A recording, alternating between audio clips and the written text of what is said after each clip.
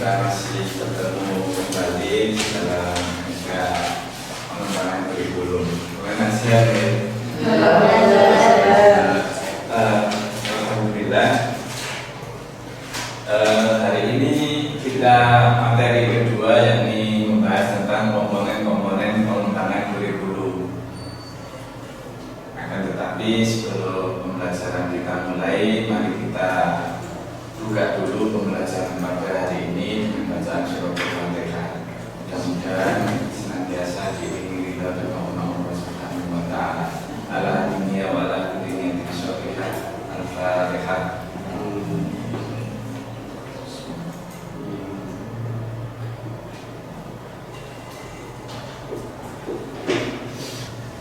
Baik, hari ini kita membahas tentang komponen-komponen pengembangan kurikulum. Nah, kita kemarin pada pertemuan pertama kemarin kita sudah membahas apa itu kurikulum. Kalau kita masih ingat apa itu kurikulum, kurikulum itu adalah seperangkat rencana pengaturan mengenai tujuan, isi, dan bahan pelajaran serta pedoman yang digunakan dalam pembelajaran untuk mencapai tujuan pendidikan tertentu. Jadi dari pengertian itu saja kita bisa memahami bahwa kurikulum itu di dalamnya ada banyak, ada tujuan, ada bahan, dan ada pedoman pelaksanaan. Kita kemarin juga membahas tentang kurikulum itu sebagai sesuatu yang sistemik karena di dalamnya ada beberapa komponen dan komponen satu dengan komponen yang lain itu saling berhubungan. Baik, nah hari ini kita membahas tentang komponen-komponen kurikulum.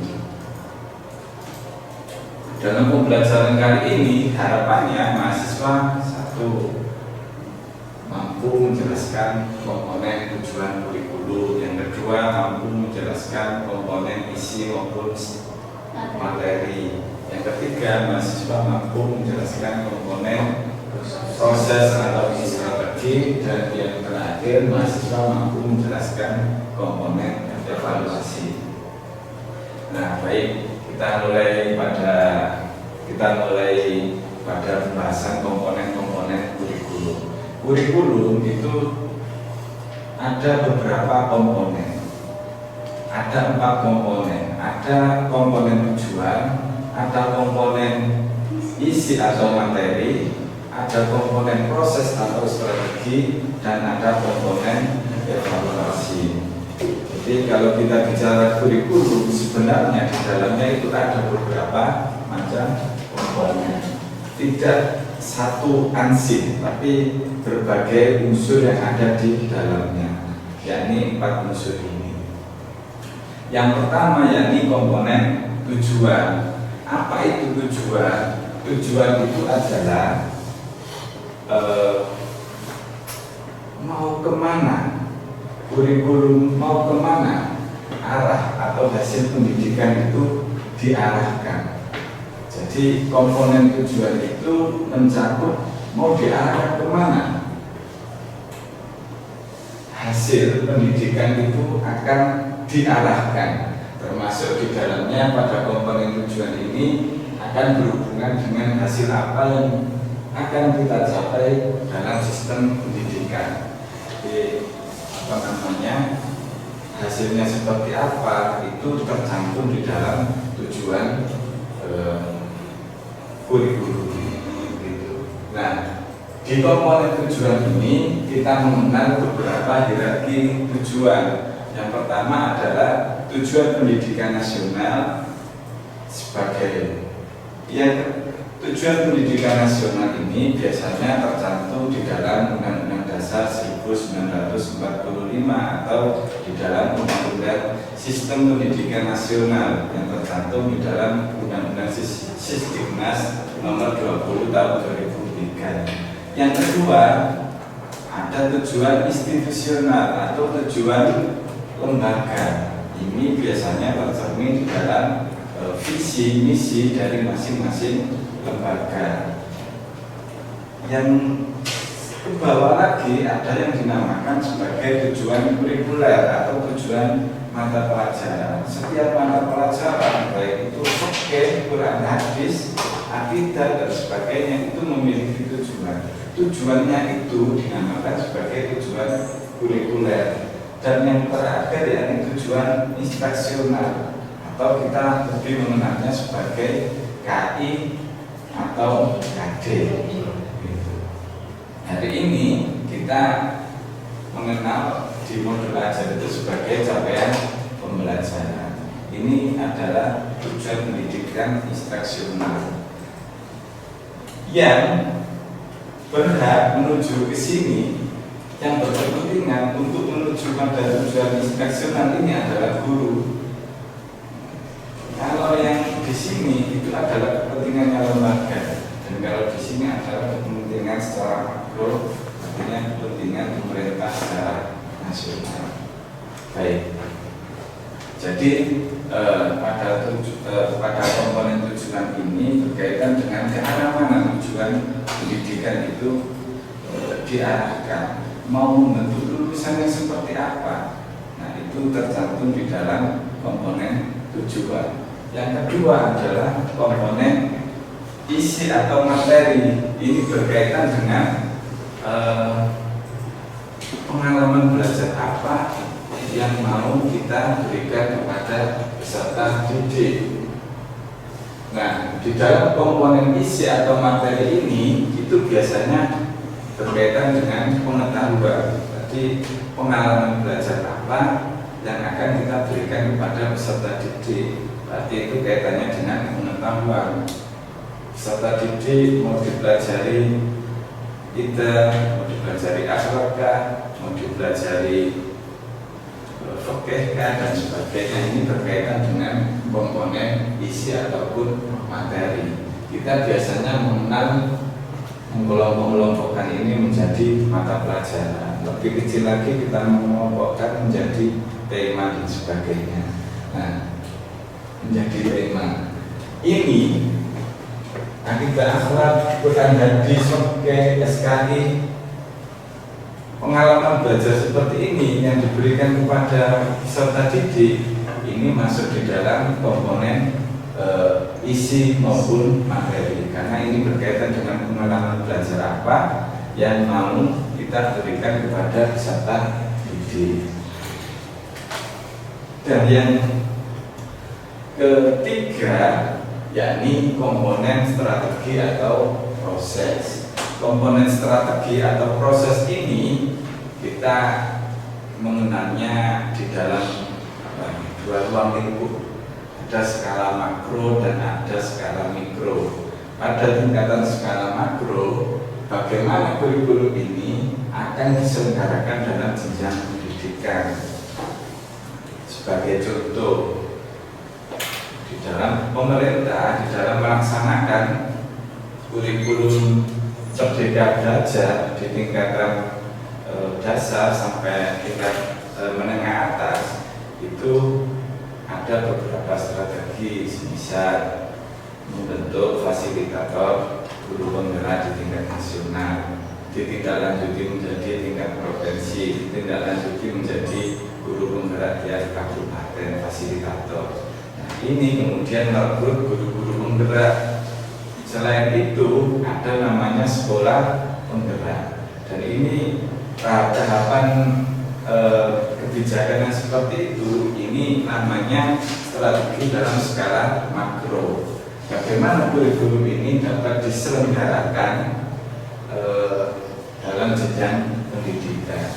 Yang kedua adalah dalam skala mikro. Ini pembelajaran kita sebagai guru. Jadi bagaimana strategi pembelajaran yang dipilih, yang perlu dipilih untuk mencapai tujuan pembelajaran. Bagaimana kita sebagai guru mengantarkan peserta didik agar mencapai kesuksesan tujuan pembelajaran. Tentu kita memilih yang namanya, bisa jadi memilih namanya pendekatan, atau bisa jadi kita memilih yang namanya strategi atau metode, atau bahkan yang ruang yang lingkup kecil yang sangat taktis, yakni teknik. Guru harus memilih jalan untuk mencapai kesuksesan tujuan pembelajaran. Jalan yang mengantarkan kepada kesuksesan pencapaian tujuan pembelajaran inilah bisa dinamakan sebagai strategi, bisa dinamakan sebagai metode, dan bisa dinamakan sebagai teknik. Oke, dan yang terakhir yakni komponen evaluasi. Komponen evaluasi ini sebenarnya skalanya sangat luas, yakni mengukur sejauh mana keberhasilan penyelenggaraan program pendidikan atau penyelenggaraan kurikulum. Itu skala yang luas. Di dalam komponen evaluasi ini, karena evaluasi itu dilakukan dengan berbagai macam jenjang dan di berbagai macam lapisan, maka kita membedakan evaluasi itu dengan berbagai macam. Ada evaluasi ide, karena kurikulum itu adalah sebuah ide ataupun gagasan. Dari gagasannya pun itu sebenarnya sudah bisa dinilai keberhasilan atau bisa tidaknya direalisasikan. Yang kedua, evaluasi di ranah perencanaan. Bagaimana kita menilai apakah perencanaan kurikulum itu sudah sesuai dengan kebutuhan peserta didik ataukah tidak. Jadi di wilayah perencanaan itu kita juga sudah bisa mengevaluasi yang namanya kurikulum. Dan yang ketiga, yakni evaluasi proses. Evaluasi proses ini bagaimana keberhasilan belajar melalui proses evaluasi. Ini yang dilakukan oleh guru. Ada ujian nasional, ada kalau dulu ya ada ujian nasional, ada UNAS dan sebagainya itu sebenarnya juga untuk mengukur, atau kalau di dalam pembelajaran ini ada penilaian akhir semester, itu juga sebagai evaluasi proses, bisa dikatakan sebagai evaluasi proses. Dan yang terakhir adalah evaluasi dampak. Sejauh mana kurikulum yang berlangsung itu, apakah kita perlu memperbaikinya ataukah bahkan dengan mengganti kurikulum yang baru. Tentu apakah lulusan capaian yang dihasilkan ini secara global ini sudah sesuai yang ditetapkan atau belum, maka ini evaluasi yang besar seperti itu namanya evaluasi dampak. Baik, itu yang bisa saya sampaikan. Yang perlu diingat adalah bahwa kurikulum itu di dalamnya ada berbagai macam komponen. Komponen satu dengan yang lain itu saling berhubungan.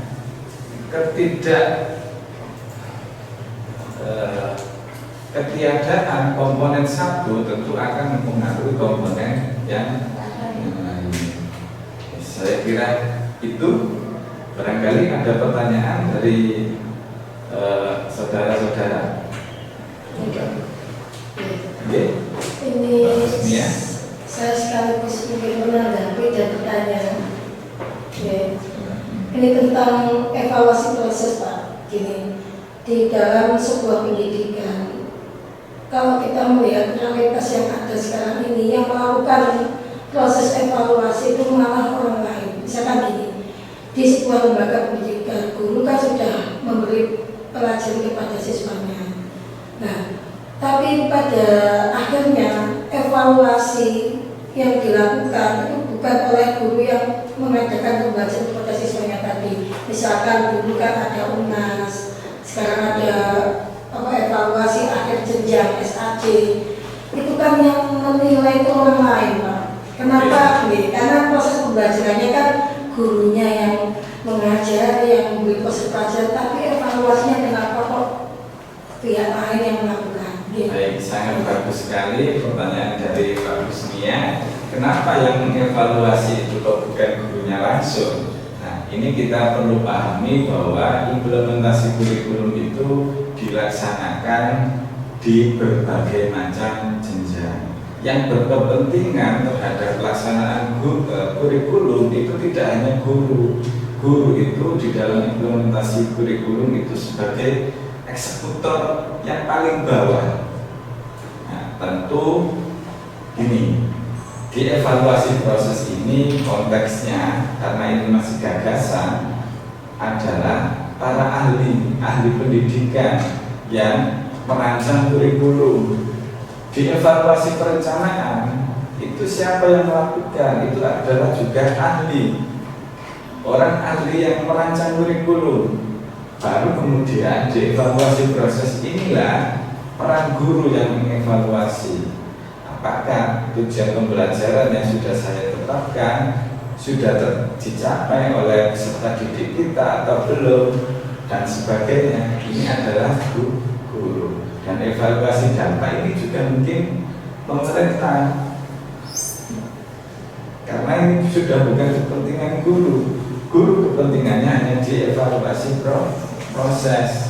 Kalau lunas dan sebagainya itu semangatnya bukan evaluasi proses, tapi evaluasi dampak. Gitu. Sehingga kita bisa tahu capaian pendidikan kita secara makro itu posisinya di mana. Nah, saya harapkan